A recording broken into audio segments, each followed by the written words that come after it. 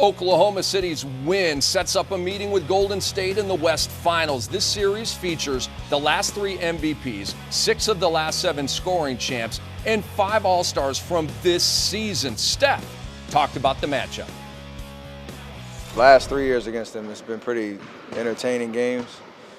Most of the time going down to the wire. So you can only imagine what it'll be like in the playoffs. Every possession is going to be key. Defensively, we got to stay focused, just try to make them take tough shots, even though they're probably going to make some tough ones.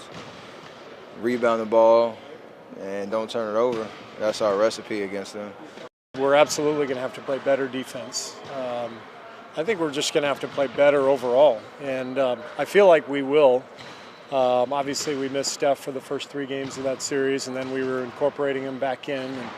And, so we should be whole, assuming we get Andrew back.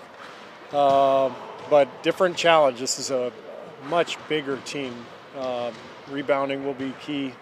Got to get the loose balls and keep them at bay on the glass. The Warriors are in the conference finals for the 2nd straight year, for the first time since the Rick Barry days of 75 and 76. Meanwhile, OKC is in the conference finals for the 4th time in 6 seasons, thanks to the dynamic duo of KD and Russ.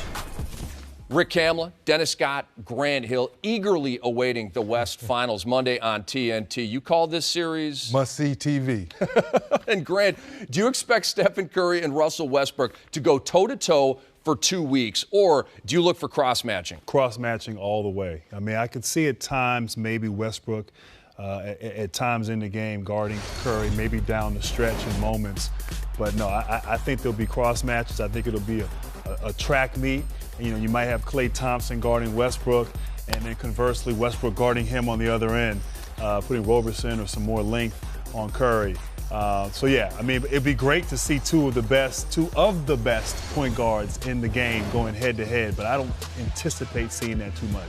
Yeah, I agree with you, Grant. It's going to be a cross matchup. That's why, to Steve Kerr's point, the defense has to be superb, because now the communication in transition is going to be key. Because we know if you miss one of the splash brothers in transition, that's a 3. You know Draymond Green's going to be trailing if you're not communicating. That's a 3.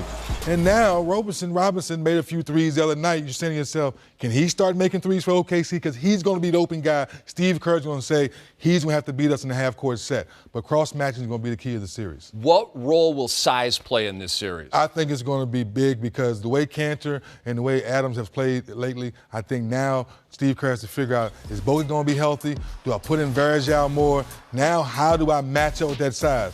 Some people say maybe small ball. You move Durant to the 4. I don't know, Grant. I think size is going to be the bigger thing. Well, you know what? I mean, look, the bottom line, the best lineup for Golden State is when they go small. We saw that last year in the playoffs and obviously all this year. But you know what?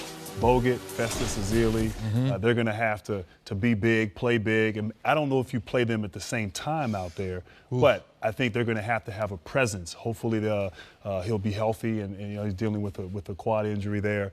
But yeah, it's going to be size. I mean, they have done a masterful job this year. Adams, Kanter, Ibaka, just dominating interior, defensively, offensively, active bodies. When you have high energy bigs that understand who they are and play within themselves, it's a pretty dangerous matchup. You guys were small forwards back in your day.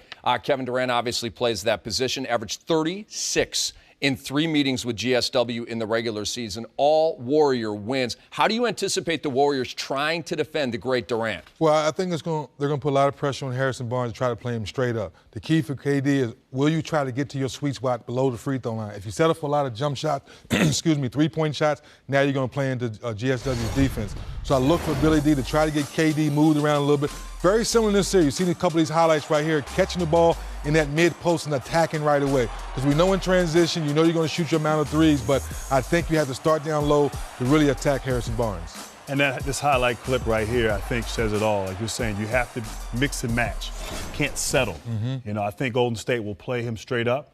They may throw some bodies at him here and there, but I think you can't settle. You got to get to the paint, get to the free throw line, pull-up game. You got to reach deep into the bag of tricks and bring it all out there and keep their defense off balance, because if you take long shots and they get the rebounds, they're off in transition, and you're not getting to the line, you're not putting them in foul trouble.